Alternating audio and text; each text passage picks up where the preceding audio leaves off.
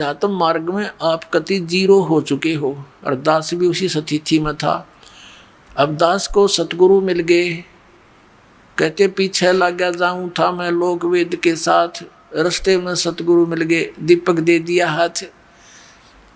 अब ये इतना बड़ा अध्यात्म मार्ग है कि जैसे हम सत साहेब बोलते हैं और पहले राम राम बोलते थे, इसका कारण क्या था? ये मंत्र जाप करने का नहीं था, ये केवल याद दिलाने का होता है कि भाई इस संसार में भगवान बिना कुछ नहीं, और जो गुरुजी ने मंत्र दे रखा है उसकी भूल ना पड़े।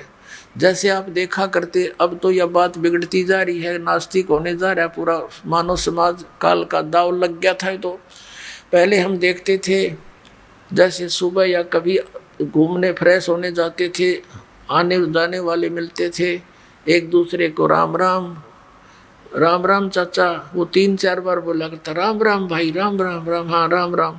अब ये तो एक औपचारिकता बन गई थी, लेकिन ये स्टार्ट कहाँ से हुई थी? ये ऐसे होता है कि ये मंत्र जो गुरुजी देते हैं ये अपने मुख से दूसरे को बोलकर सुनाना नहीं होता, नहीं तो फिर उसको सुनाने से आप उसके गुरु बन गए, आपकी भक्ति नाश होनी शुरू हो जाएगी। तो इसलिए उसको ये भी नहीं कह सकते कि आप इस मंत्र का जाप करा करो, गुरुजी ने बता रखा है।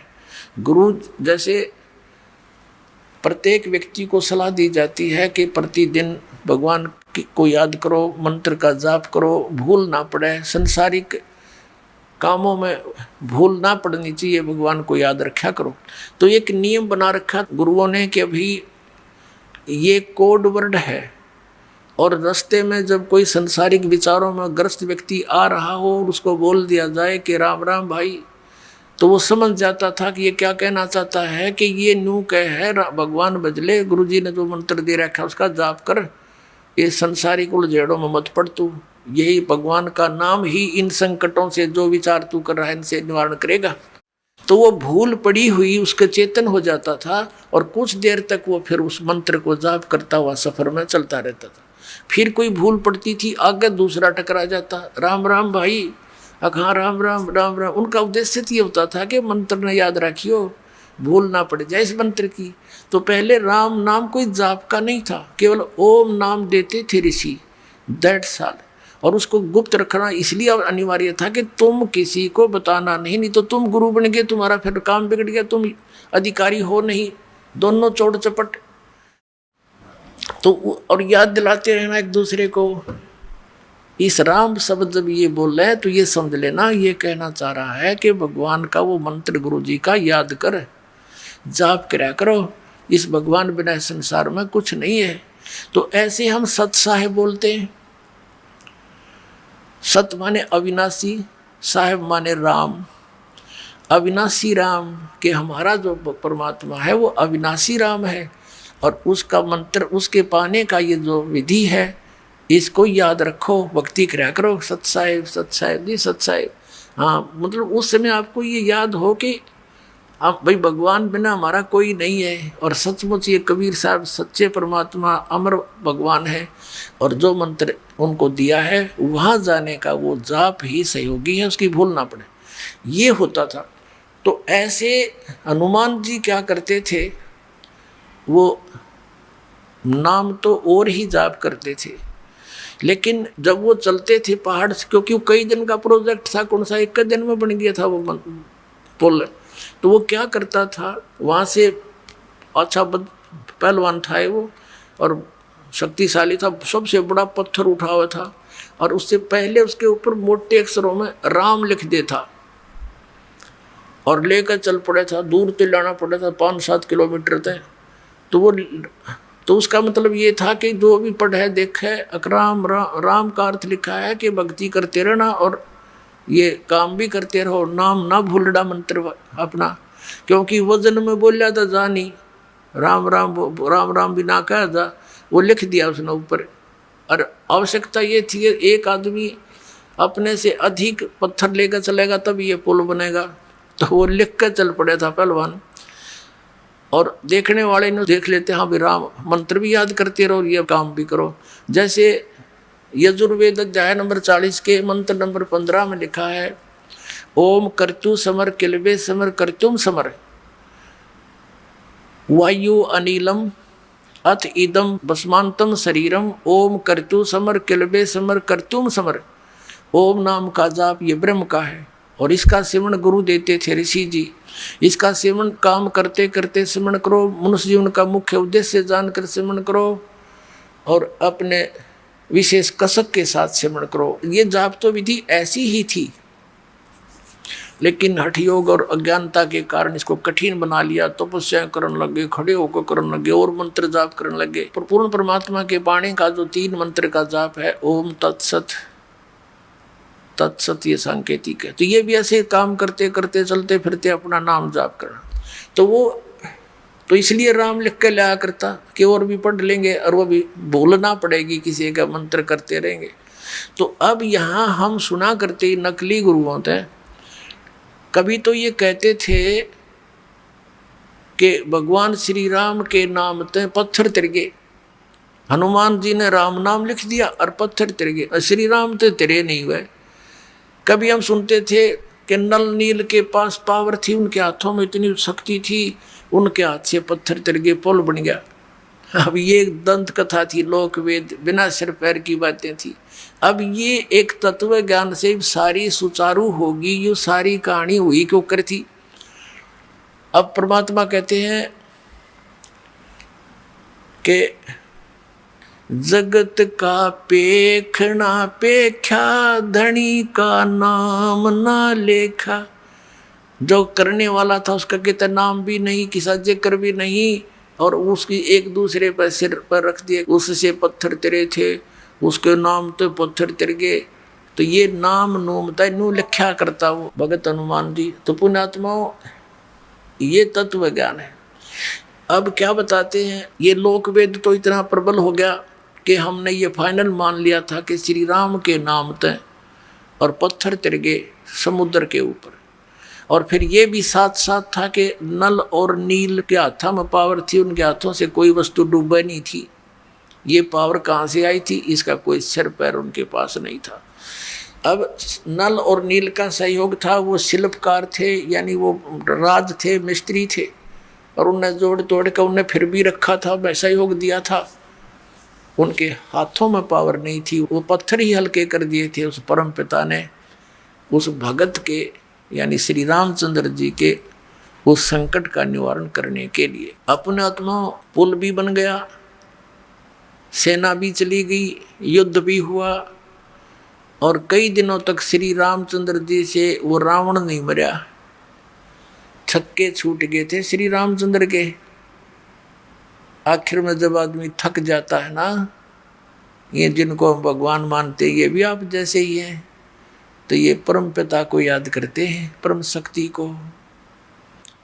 अब उस समय वो शक्ति उनकी मदद करती है जो कभी उस मालिक की शरण में रहे हों और उनके पूर्व जन्म के यानी कोई संचित कर्मों में भी कोई पुण्य ऐसा शेष हो, उसको भी परमात्मा अपनी पावर से क्रेडिट दिला देते हैं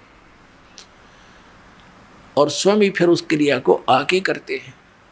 अब जब कति छक्के छूट लिए रामचंद्र जी के, वो तीर कहीं मारे मरे नहीं, और विभीषण ने बता दिया इसकी नाभि में अमृत है, वह मारो।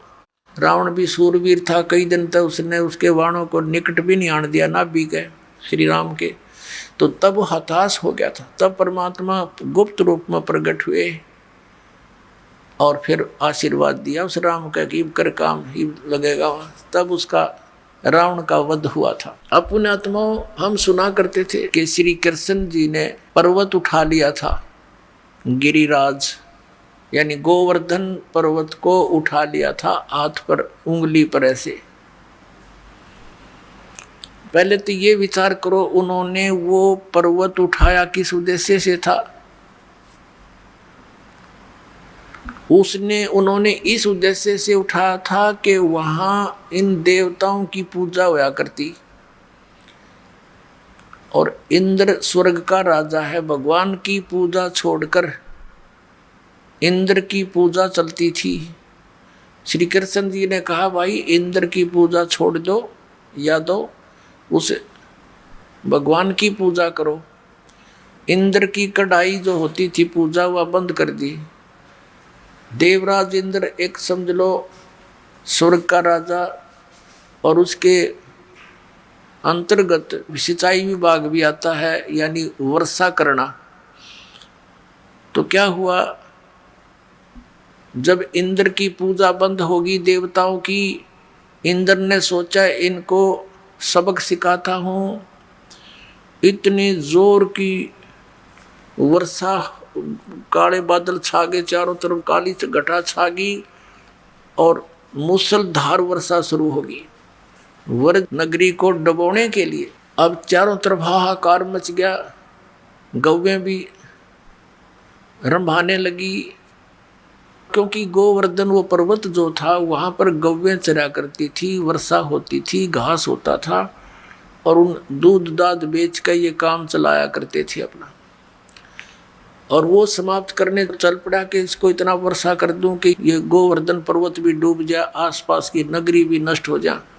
तो भगवान श्री कृष्ण जी ने उंगली पर वो गोवर्धन पर्वत उठा लिया और पूरी ब्रज नगरी के ऊपर से कर दिया। सारा इंद्र बरस लिया, खूब वर्षा कर ली। सारा पानी उस गोवर्धन पर्वत के ऊपर ऐसे सोख हो गया, उसमें ऐसे मिल गया जैसे ब्लोटिंग पेपर शाही ने चूस लिया करे। आखिर में थक गया इंद्र, आके पैर पकड़ दिए कि मुझे क्षमा कर दो। कहने लगे चला जा, तेरे को कर दी क्षमा, और खबरदार आज के बाद तूने अपनी पूजा के लिए व्रजवासियों को कंपेल किया। तो फिर वो गोवर्धन यथा स्थान पर रख दिया। अब पुण्यात्माओं, जो गुरु लोग हमें ये शिक्षा देते थे और ये कथा सुनाते थे, श्री कृष्ण जी ने गोवर्धन उठाया और फिर वो इन्हों कहते थे देवी देवताओं की पूजा करो, श्राद्ध निकालो।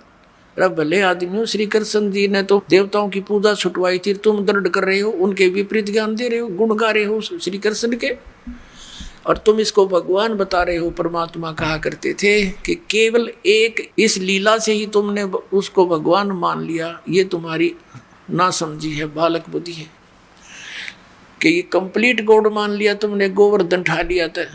क्या बताते हैं परमात्मा, गोवर्धन श्री कृष्ण धारो और द्रोणो गिरी हनुमंत, शेष नाग सब सृष्टि उठारा, इनमें कौन भगवंत। यदि तुम एक ही इस लक्षण से, इस चमत्कार से कि श्री कृष्ण जी ने गोवर्धन उठा लिया, हनुमान जी ने तो फिर द्रोणागिरी उठाई, और आप ही लोक वेद सुनाते हो ब्राह्मण लोगों के शेष नाग के सिर पे कहते हैं एक कूर्म है, कूर्म के ऊपर एक शेष नाग है, शेष नाग के सिर पे एक बैल है, और उसके ऊपर फिर सारी पृथ्वी रखी है। कहते तुम मानते हो कि शेष के सिर पे सारी सृष्टि है शेष नाग के, तो यूँ तुम्हारे पूरे ब्रह्मांड ने उठा रहा, समझ लो पूरी पृथ्वी उठा रहा। तो इनमें भगवान कौन सा है, श्री कृष्ण है या हनुमान जी है या शेष नाग है तुम्हारा भगवान? केवल इसी लक्षण से इसको कंप्लीट गॉड मान रखा, पूर्ण परमात्मा। फिर क्या बताया, कहते हैं समुद्र पाट लंका गयो, सीता का भरतारे, अगस्त ऋषि ने ये सातों पी लिए, इनमें कौन करता रे। कि तुम ये इस चीज से परिचित थे नहीं गुरु लोग यहाँ के हमारे, वो ये कहा करते श्री रामचंद्र जी ने समुद्र के ऊपर पुल बना दिया। परमात्मा कहते हैं यदि तुम इसी लक्षण से इसको भगवान मान बैठे तो क्या बताते हैं कि समुद्र पाट लंका गयो, यानी समुद्र को आठ के पत्थर उसको ऊपर रख के और लंका चला गया कौन, सीता का भरतार। और अगस्त ऋषि ने सातों पी लिए, इनमें कौन करतार। एक अगस्त नाम के ऋषि थे, उन्होंने किसी कारणवश अपनी जिद के ऊपर अहंकारवश समझो वो सातों समुद्रों को एक घूंट में पी लिया था, ऐसे चुल्लू उठाकर ऐसे पी लिया था। सब समुद्र खाली हो गया था, अकेली पृथ्वी रह गई थी। अब पुण्यात्मा, अब परमात्मा कहते फिर ऋषियों की प्रार्थना से उन्होंने फिर वापस उसको कुरला कर दिया तो भर गए थे। ये आध्यात्मिक शक्ति है, मार्ग है इसमें आप विज्ञान को ना अड़ाना। विज्ञान तो बालकों का खेल है। ये जहाज बना लिए, इससे मांडी पाए, ये कंप्यूटर बना लिए हैं, परमाणु बम बना लिए, और 2 साल वर्षा ना करे भगवान, ये धरे धराए रह जा थारी साइंस किधर ढूंढे नहीं पाओ, जर लगे खड़े खड़े इन जहाजों के ऊपर को बैठनिया नहीं पाओ।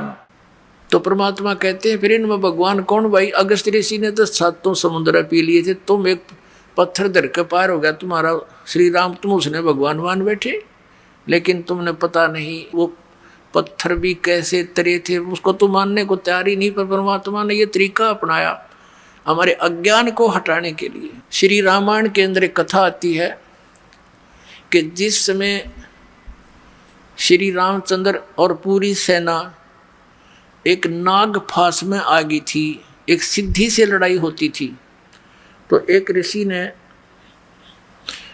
उसने एक नाग फांस यंत्र होता वो था हथियार, तो उसके अंदर एक सिद्धि होती है, वो अनेकों नाग बन जाते हैं, उसमें से नूरे सांप निकलाए, और उन्होंने सारी सेना को जो लड़ने को तैयार हो रही थी ज्यों की त्यों लपेटे ला कर बांध दी, जैसे रस्से तो बांध दिया करे।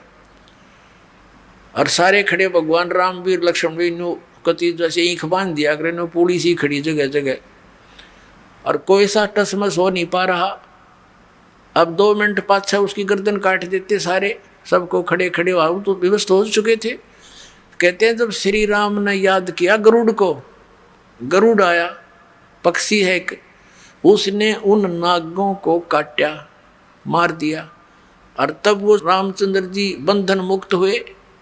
हाँ, परमात्मा हमें समझाया करते थे, कबीर भगवान परमात्मा कहा करते थे कि काटे बंधन विपत में, भाई कठिन कियो संग्राम में, चिन्हो रे नर प्राणिया ये गरुड़ बड़ो अक तुमरो राम। अब परमात्मा कहा करते काटे बंधन विपत में, कठिन कियो संग्राम, और चिन्हो रे नर प्राणिया यो गरुड़ बड़ाक तुम्हारा राम। ये कौन सा भगवान है इनमें बताई? वो तो बंधा खड़ा थारा भगवान, तो और गरुड़ नाक उसकी सहयोग करी, तो कौन सा परमात्मा तो इसमें।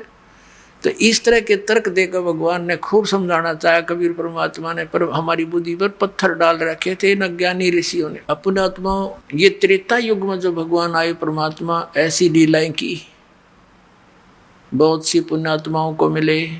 चंद्र विजय भाट का जो परिवार था वो पार किया, मंदोदरी पार हुई। पुण्यात्माओं, एक विचारणीय विषय है यहाँ पर। परमेश्वर के सूक्ष्म वेद में अपनी द्वारा वर्णित उस सुचिदानंद घन ब्रह्म वाणी में, कबीर वाणी में कहा है, जैतन राजपाट भी चाहिए अमरा दर ले ध्यान। लेकिन ये राजपाट अच्छी चीज़ नहीं है, फिर भी तेरा मन नहीं मान रहा है और तूने यहाँ धक्के खाने हैं, तो वो वस्तु जो तेरे भाग में नहीं है वो हम दे सकते। अब जिस लंका को पाने के लिए रावण ने कितनी तपस्या की, अपनी यहाँ तक धड़ काट दिया, 10 बार श्री शंकर भगवान जी के लिए।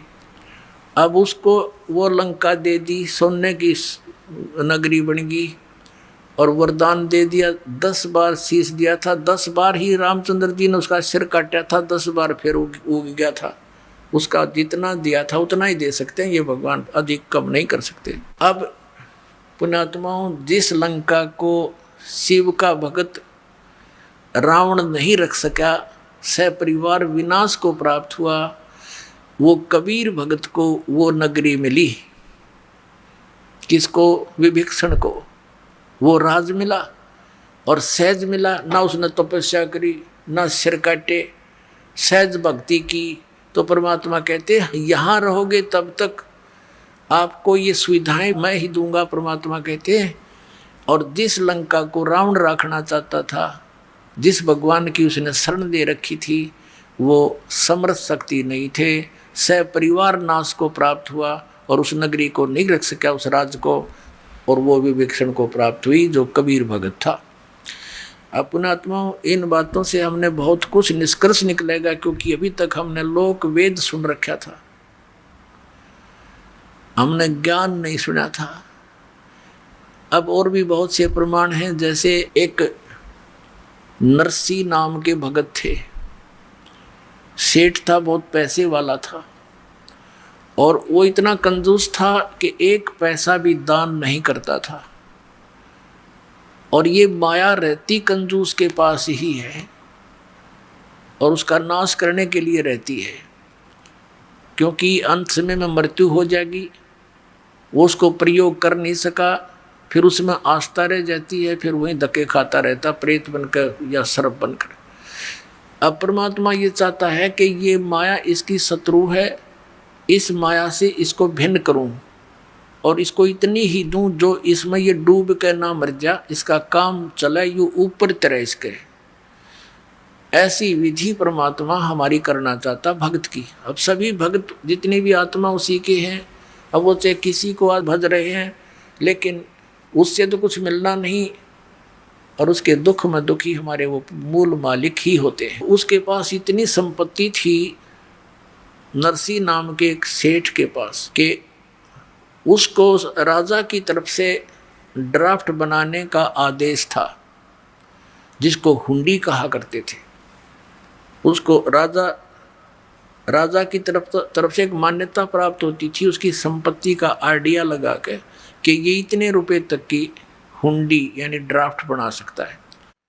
जैसे यात्री लोग होते थे, सेठ या व्यापारी होते थे, वो किसी शहर में अपने पैसे उस सेठ के यहाँ जमा करा देते थे, उससे वो हुंडी बनवा लेते थे ड्राफ्ट, और दूसरे जिस शहर में जिस सेठ की हुंडी मान्यता होती थी उसको जाकर के वो पर्ची दे दी जाती थी, चिट्ठा हुंडी। तो वो सेठ वो पैसे रख लेता था, उसको उतने पैसे उसमें अंकित थे वो दे देता था। फिर 1 वर्ष में या 6 महीने में वो सभी सेठ अपने पैसों का आदान प्रदान कर लेते थे, किसी का उधर से आया किसी का इधर से, ऐसे हुंडी चलती थी। और वो इतना कंजूस हो गया कि दान करे नहीं। उसकी पत्नी ने कहा कि चलो जी गंगा स्नान करके आते हैं, सभी जा रहे हैं, मेरा भी मन करता है। पहले तो मना कर गया कि यही नहा ले 2 लोटे पानी गिर के, क्या करेगी इतनी दूर जाओगी। वो ज़्यादा जिद करने से कहने लगा पैदल चलेंगे। उसने सोचा मर ले तू पैदल चल, मन ले तो चल वहाँ तक। अब पैदल गया गंगा स्नान घाट पर स्नान करने। वहाँ स्नान जब करने लगे, परमात्मा आए एक ब्राह्मण रूप बना के और कहने लगे सेठ जी कुछ दान करो, नहाने आए हो, नहाने का पुण्य तो तभी लगेगा, कुछ ब्राह्मण को दान करो। अब सेठ कहने लगा नरसी ये ब्राह्मण, यहाँ तो मैं थोड़े पैसे लेकर आया हूँ, काम चलाओ अपने खाने पीने का, आपने पैसे चाहिए ना वहाँ आ जाना मेरे घर पे। पहले भगवान ने कहा कि भाई इतनी दूर कैसे आऊँगा, कुछ पैसे दे दे। ने बोला ना 1 टका दूंगा, और 1 टका लिख ले मेरा, और वहाँ आज ही दे दूंगा घर पे, यहाँ नहीं दूँ, अब तो बस मैं अपना रास्ते का ही खर्च लेकर आया हूँ। उसकी पत्नी ने बतेरा कहा तू दे दे, मेरे पास रखे पैसे। ने बोला चुप रह, तू घड़ी ना बोला है। अब वो स्नान करके बताया गए घर ने, वो घर में प्रवेश हुआ था नरसी सेठ कंजूस। पीछे पीछे परमात्मा पहुंच गए 1 सेकंड में।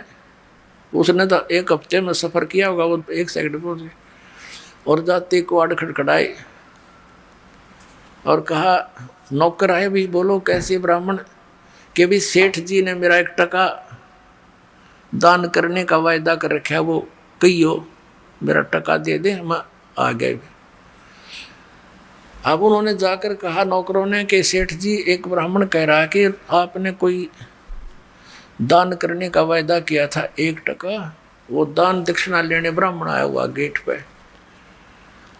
अब नरसी ने सोचा भाई ये तो बड़ा पीछे पड़ा। फिर उसने किन्नू कहा, किन्नू कह दे कि कल देगा, कल आज तो थक रहा हूँ मैं। अब नौकरों ने कह दिया जी कल दे लियो, कल दे देगा। अच्छा भाई कल दे देगा, कोई बात ना। उसका बाग था सेठ का, वहीं उस बाग में बिछा लिए वस्त्र, भगवान ने लौट के उड़े। अब वो सेठ बोला गया कि वो कहने लगे नौकर जी वो तो बाग में लेटा हुआ आपके में। सवेरा फेर आ लिया, कहा कि भाई कहियो सेठ जी ने मेरा टका दे दे, दान दे। अब नरसी जी ने सोचा भाई आज तय 1 टके पे सटराई कर दी, इसने मेरा पीछे पड़ गया, तड़के 10 रुपये मांगेगा, इसने तो राह ही पाएगी। तो कह दे। उस सेठ ने कहा कि नौकरों से कि जाके कह दो उस बाबा संत को, ब्राह्मण को, कि हमारे सेठ जी अस्वस्थ हो गए हैं और स्वस्थ हो जाएंगे, हफ्ते 10 दिन में फिर आ जाना, फिर देंगे। अब उन्होंने आकर आदेश सुना दिया। परमात्मा बोले भाई ठीक है, फिर क्या आया है, फिर तो इतनी दूर से कहाँ आया जाता है, स्वस्थ हो जाएंगे तब दे देंगे। वहीं फिर जा बिछाया वस्त्र बाग में। अब सेठ ने पूछा कि गया वो कमबख्त? अक नहीं जी, वो तो कहता है ठीक है स्वस्थ होने के बाद दे देंगे, लेकर ही जाऊंगा अब तो। अब सेठ ने सोचा भाई अच्छा भूत चिपका। उसने अपने नौकरों से कहा 2-3 दिन के बाद कि यूं कह दो कि सेठ जी मर गया। अब नौकरों ने जाके कह दिया भाई ब्राह्मण ए विप्र जी, हमारे सेठ का देहांत हो गया, बड़ी बुरी हुई, थक कर आए थे, सफर वहाँ आए थे, ऐसे ऐसे अस्वस्थ हो गए, मर गए होते। परमात्मा बोले भाई कोई बात ना, हमारा यजमान था, अब तो लकड़ी दिलाकर ही जाऊंगा, अब ऐसे थोड़ा जाऊंगा, उसको तो लकड़ी दिलाकर ही जाऊंगा।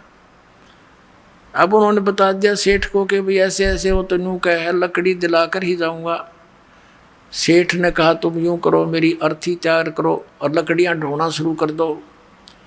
अब उनके नौकरों ने 5-7 लगे, वो लकड़ी ढोने लग गए।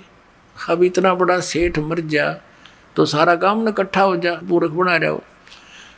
तो 5-7 नौकरा तक बड़ा लकड़ी इकट्ठी करवा ली और अपनी अर्थी उठवा के चल पड़ा। परमात्मा ने बिठा लिया ऐसा मोटा लकड़, अर्जा दरिया उसकी छाती पे, वो लुटा दिया था चिता के ऊपर।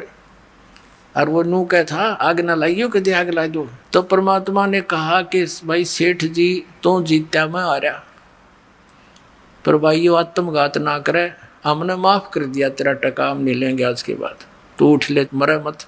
बोला सचमुच? कहा सचमुच। जब उठ लिया, नौकरों से बोला सारे लकड़ उठाओ चलो वापस।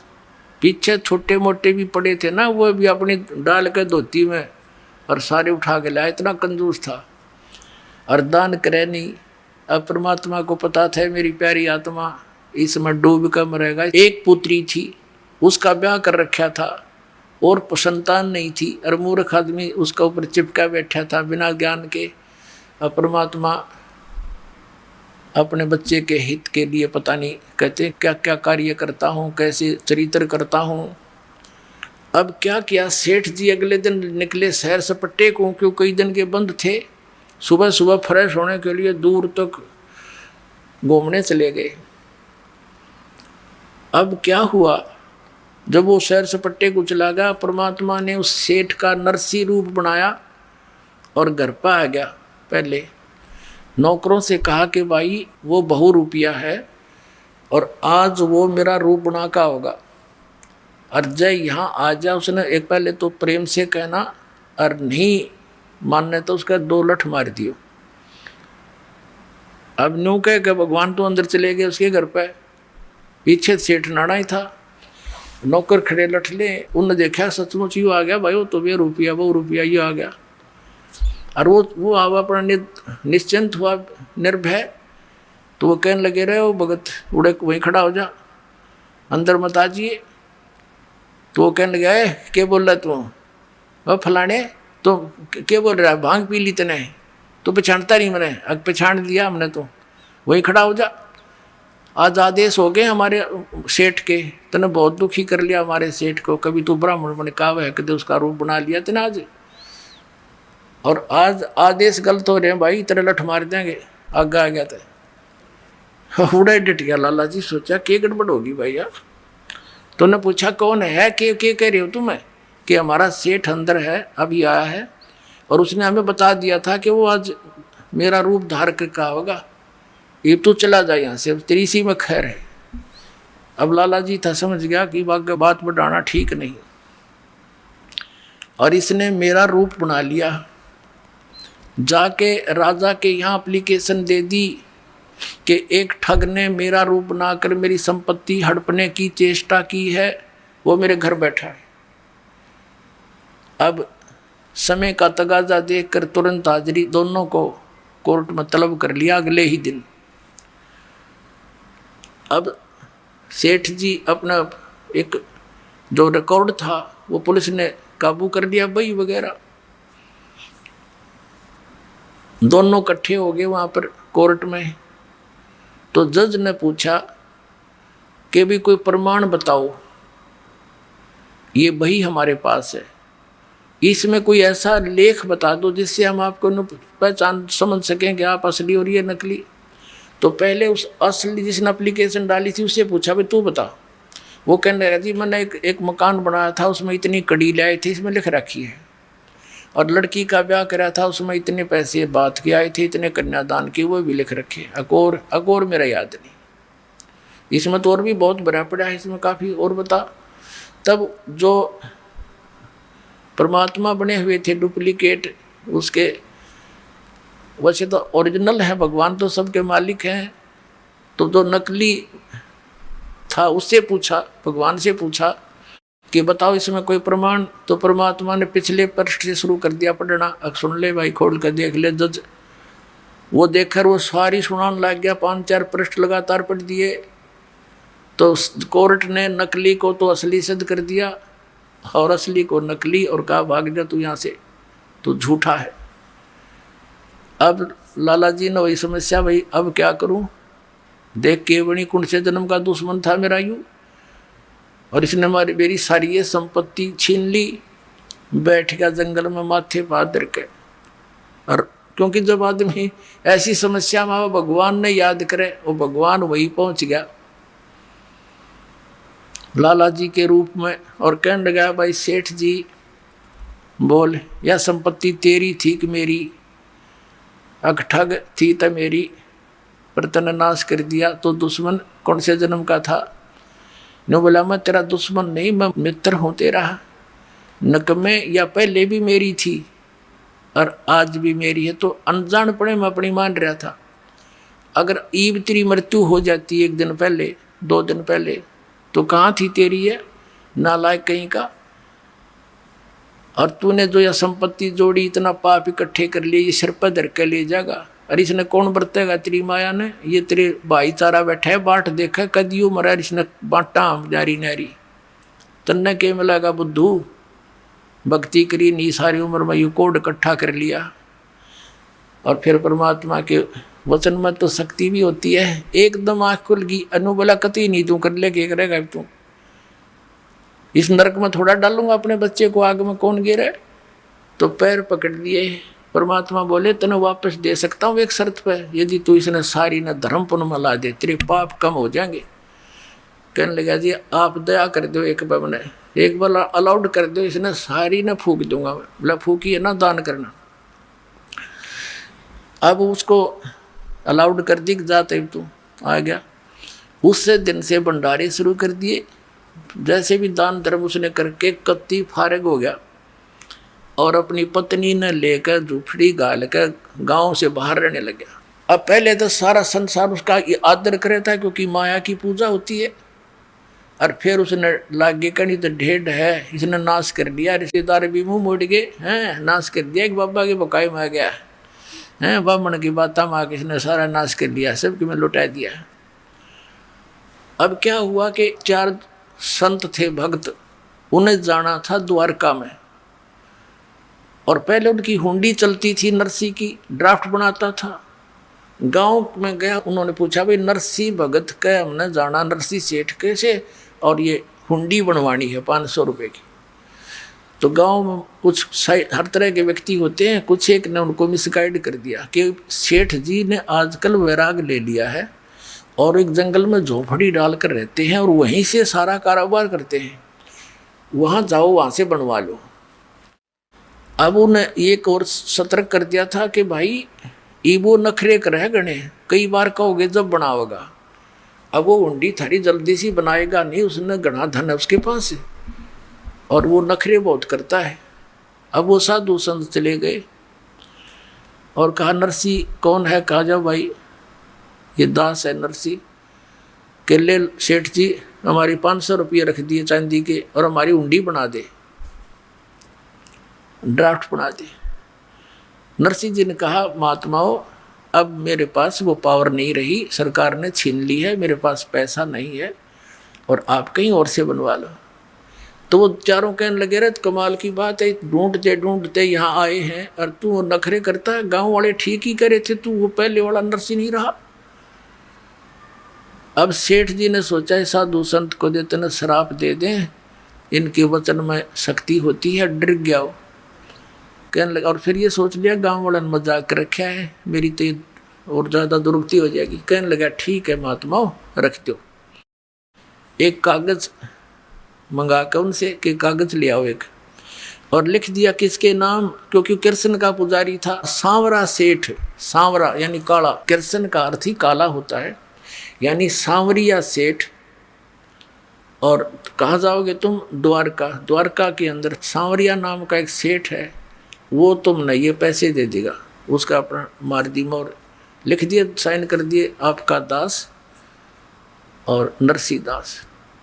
अब वो लेकर कागज पहुंचे वहां द्वारका नगरी में। उधर से क्या किया सेठ ने, उन 500 रुपए की उसी समय खाने का भंडारे का सामान मंगाया और उसका भंडारा कर दिया।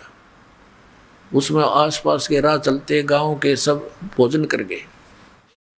साधु संत बुला लिए, क्यों वहाँ जाने में, द्वारका जाने में उन्हें 1 हफ्ता लगना था। इस दौरान उन्होंने भंडारा रख दिया और सब भंडारा कर दिया, सब पैसा लगा दिया सारा, टोटली जो भी 500 का सामान आया था सब वितरित कर दिया।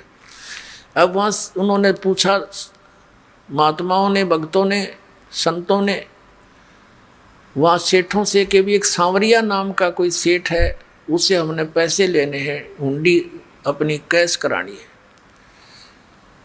वो देखा किसी ने बना रखी है कि नरसी जी ने। वो हंस रहे हैं वो सारे लाला लोग, अरे ये तो कंगाल हो चुका है, इसका दिवाला निकल गया है, इसने तो भट्ठा बैठा लिया, लूट लिए तुम, 500 रुपये ठग लिए उस ठग ने, उसकी हुंडी नहीं चलती। अब जिसके पास जा वो यही जवाब दे सेठ। तो उसने सोचा, भाई आदमी तो ऐसा ना लगा था, ठग तो नहीं दिखा था, वो तो मना करे था, हमने ज़बरदस्ती बनवाई उसने। तो उन्होंने दोस्त तो नहीं देखा उसमें, पर वहाँ कोई व्यक्ति मिला नहीं सांवर नाम का सेठ। तो नगर से बाहर जाकर बैठ के, भैया के बड़ी भगवान ने, परमात्मा आपको यही मंजूर होगा फिर, ऐसा सोच रहे थे। उधर नरसी जी की दृष्टि खुल गई थी, मालिक की दया थी। इतना दान धर्म करने के बाद तो भगवान हाथों पर रख लेता उस पुण्यात्मा को। उसने देखा साधु संतों को भगवान ने आकर पैसे दिए नहीं, हुंडी उनकी कैश नहीं करी, क्या कारण है, हमारी कोई साधना में कमी रही है क्या। उसने क्या देखा, अपनी पत्नी से पूछा कि जो 500 रुपये का सामान हम लाए थे उसमें से कुछ बचा तो नहीं है। तो उसकी पत्नी ने कहा, नरसी की पत्नी ने कहा कि जो रोटी बना रही थी मैं, और उन रोटियों के बनाने में एक सूखा आटा प्रयोग किया जाता है, वो थोड़ा सा बचा हुआ है, उसको हम हमारे देसी भाषा में पलोथन कहते हैं, पलोथन, कि वो थोड़ा सा आटा बचा हुआ है और तो सब वितरित कर दिया। नरसी ने कहा कि उसकी रोटी बना, उसने आटा गूंद कर रोटी बना दी, जैसे तैसे पानी से हाथ गीले कर करा के। जो ही उसकी 4 रोटी बनी तो वो परमात्मा स्वयं वहाँ आए एक साधु रूप में, वो परम अक्षर ब्रह्म। कहते 100 छल छिद्र मैं करूँ अपने जन के काज। और द्वार पर आकर कहने लगे, भाई नमस्कार, राम राम। सेठ ने कहा, महाराज जी रोटी खाओ, भूख लगी होगी। कहा, भाई भूख लगी है। वो बैठ के वहाँ गली में उसके झोपड़ी का गए और रोटी पानी के साथ 4 रोटी खा ली, खाकर चले गए। अब कुछ देर के बाद क्या देखा, वो पूर्ण परमात्मा एक सांवरिया नाम का सेठ, मारवाड़ी सेठ जैसा रूप बना के, यानी बड़ा साफा, सिर पे धोती डबल टांगों वाली और हाथ में बही और कान में कलम टांग रहा। वहाँ पहुँच गया भक्तों के पास। उनसे कहा, भाई कैसे बैठे हो महात्माओं। उन्होंने देखा कि बैठे हैं सेठ जी, हमारे साथ तो ऐसे ऐसे बन गई। और एक नरसी नाम का सेठ था और हमने उससे, वो तो अच्छा आदमी है लेकिन हमारे साथ तो बात हुंडी बन गई। हमने उसको 500 रुपये की हुंडी बनवा ली, वो मना भी करे था और हमने उनको ज़्यादा प्रेस कर दिया।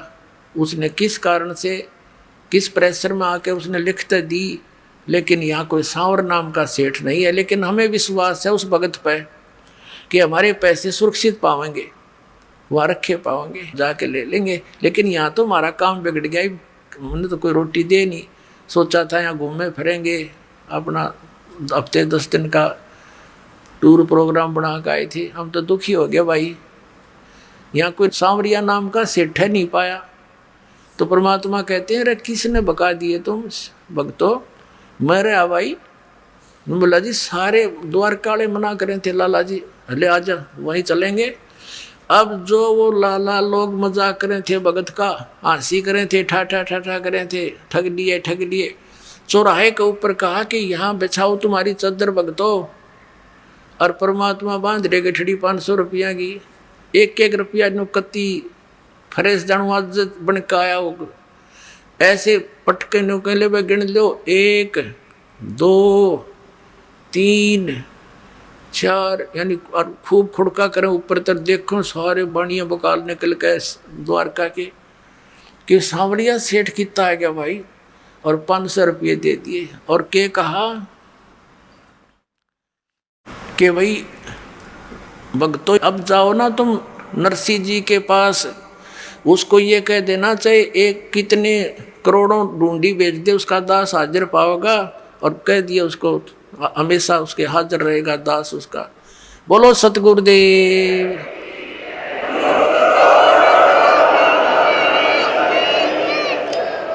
नरसिंह जी की हुंडी झाली वो सांवड़ सा कहाया, ज्योति का ब्याह भया जब भात भरण को आया। वही परमात्मा को पूर्ण ब्रह्म सबका धारण पोषण करने वाला। अभी तक जैसे हम किसी भी भगवान की भक्ति करते थे इष्ट रूप में, हम मानते थे ये कर रहे हैं, नहीं। जगत का पेखना पेखा, धनी का नाम न लेखा। ये कबीर परमात्मा हम सबको संभालता है, ऐसे ऐसे उनके दुखों का निवारण करते हैं भक्तों के कारण। वो कहते हैं, जो जन मेरी शरण में ताका हूँ मैं दास, और गेल गेल लाग्या फिरूं जब लग धरती आकाश। बोलो सतगुरुदेव।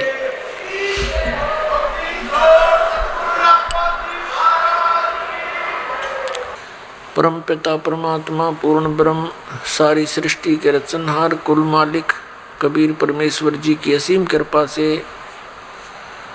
आप पुण्यात्माओं को ये सत्संग सुनने का सुअवसर प्राप्त हुआ।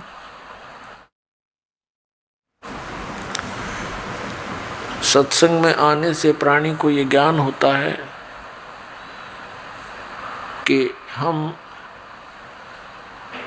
कौन हैं, कहाँ से आए हैं, इस संसार में हमारा जीने का उद्देश्य क्या है,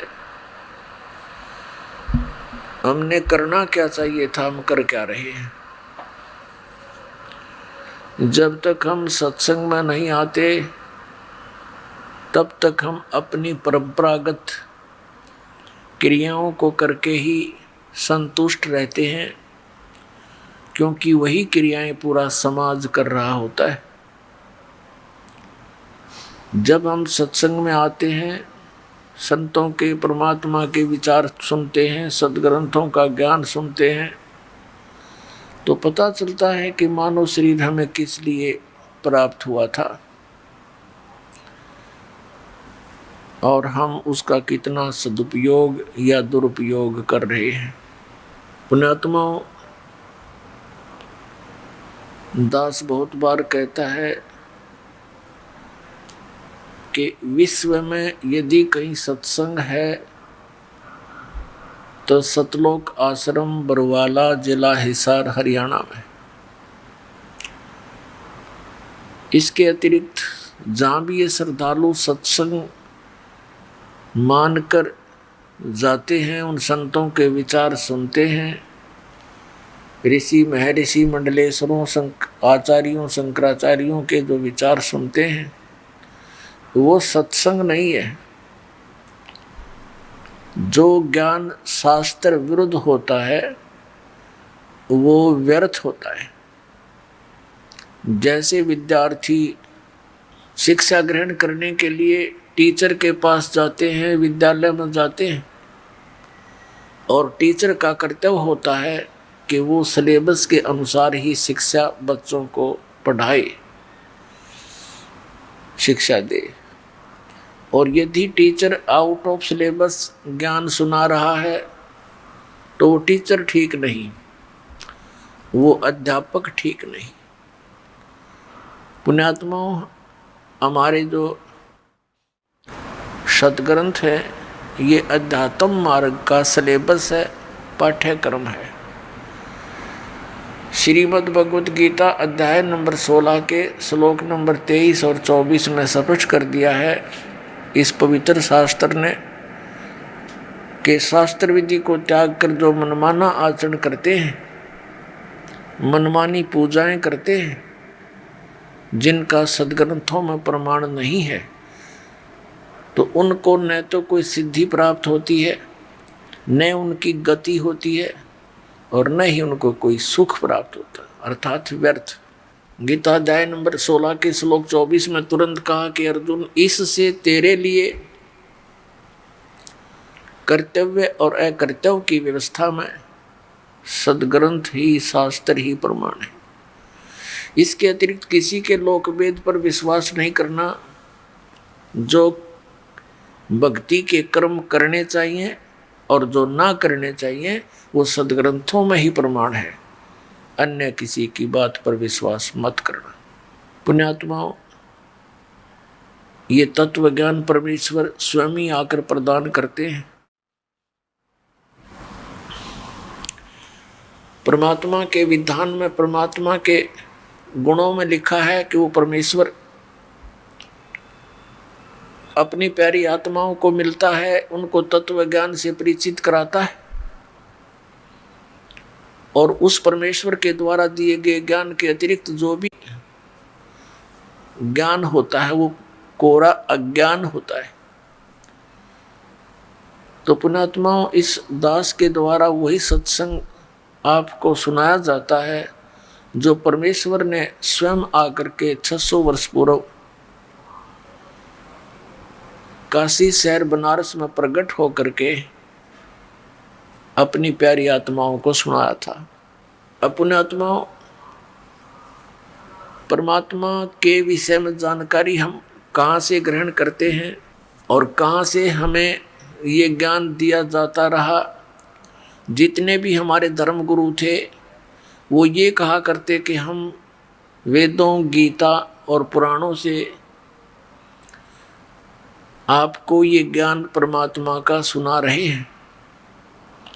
हमें बड़ी खुशी होती थी कि परमात्मा के विषय में जानकारी पवित्र वेदों में, पवित्र श्रीमद् भगवत गीता में, पवित्र पुराणों में विद्यमान है, और हमारे धर्मगुरु ये सही बता रहे होंगे